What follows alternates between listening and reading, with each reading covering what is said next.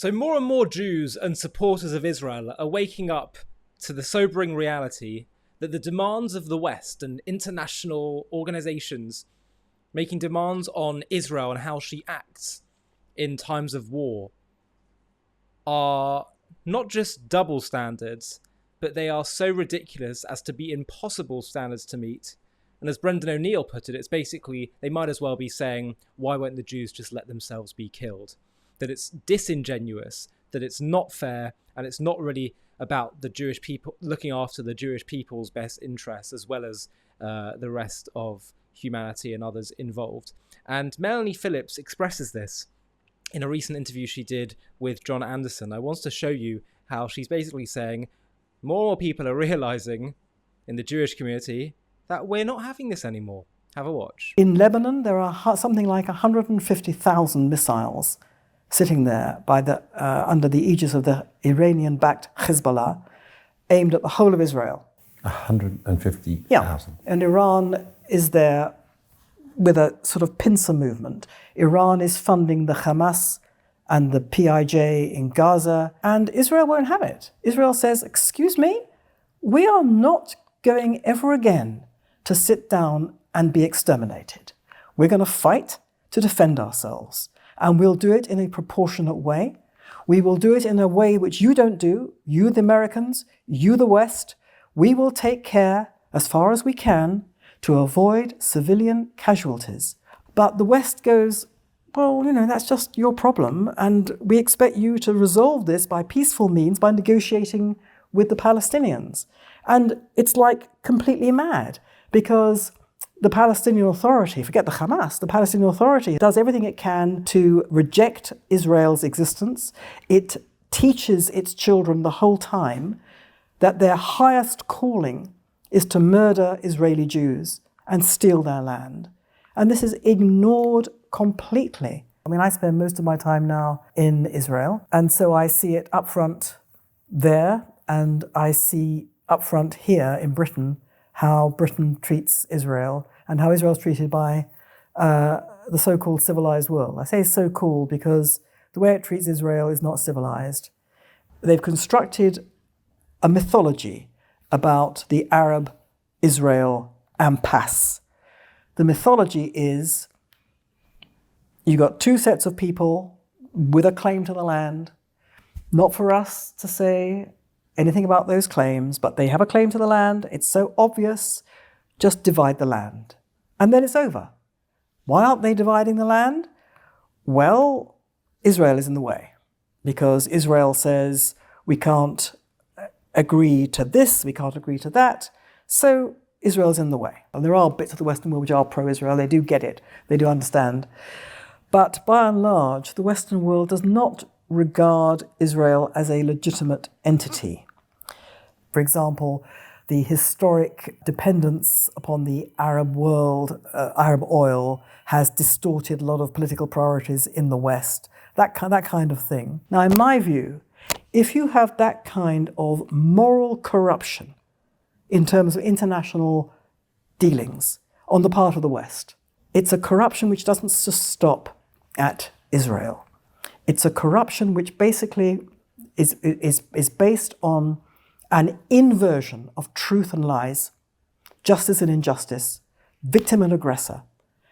And it's no coincidence that that's exactly what the West is doing to itself.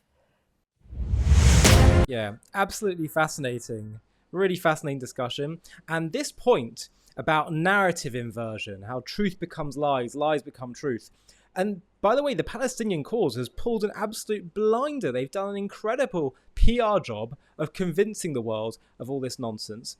And the fact that at the same time, we have these ridiculous double standards where the West says our standard is, yeah, fight your enemy, but protect civilians, don't target civilians. And Israel does this to the nth degree. Their war in Gaza recently, their level of precision has been unheard of in the history of urban warfare. That's not my words, that's the words of Lord Andrew Roberts, a prominent military historian. And so, therefore, maybe, given that we've seen that their standards are disingenuous, Not only, as Melanie said, should Israel do what she needs to do, but perhaps we need to become even bolder to really do things the Jewish way now.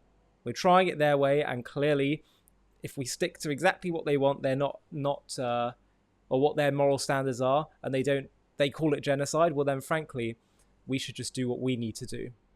So, two-state solution.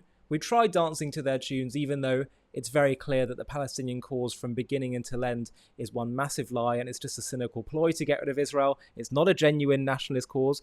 Therefore, maybe we should try a different route and say, no, actually, the entirety of this land was, is, and always will be Jewish and belongs to the Jewish people. We've tried dancing to your tunes. We've tried doing two-state solution from the 1930s onwards. We've tried it, and you're not interested. You just respond with violence. Similarly, this whole thing that Melanie talks about, how Israel is so surgical, you know, that comes at the cost of Israeli lives, Israeli soldier lives, sometimes their surgical precision. The Torah's definition of a civilian is someone who surrenders. Perhaps that should be the new standard for defining a civilian that Israel should use. Someone that surrenders, turns themselves in explicitly to the IDF. They're a civilian.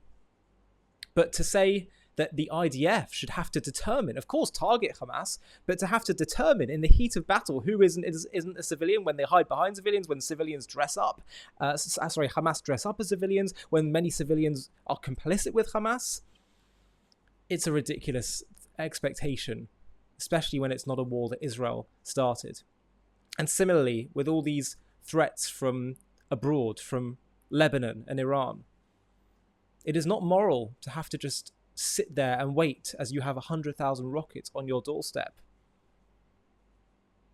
And if there's going to be civilian casualties on the side of Lebanon, don't have 100,000 rockets pointed at Israel, threatening to, and constantly day after day threaten to destroy us. As Douglas Murray said, every single death in this war, and in any of these annihilationist wars or plans, are the fault of Hamas and the enemies of Israel entirely. It's just that simple. It couldn't be more complicated. As Douglas Murray said, the suffering of Palestinians in Gaza is all down to Hamas, all of it. And that's what he said in his debate with Mehdi Hassan. And so therefore, we have to realize that trying to dance to the tunes of the West when they are disingenuous is a futile pursuit.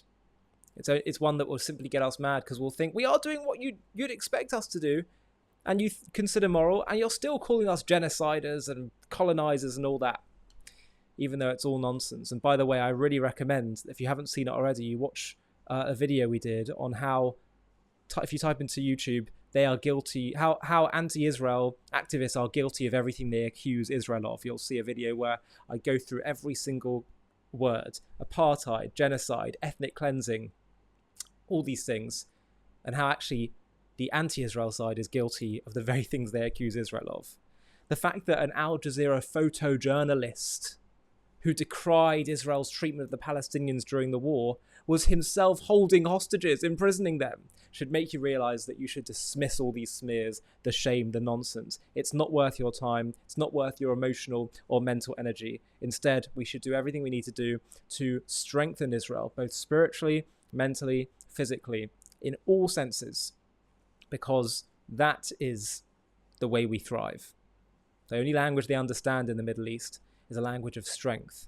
And we should also be strong morally and spiritually in declaring our right to do what we need to do, our God-given right to do what we need to do, and that the land of Israel belongs to the people of Israel, assigned by the God of Israel.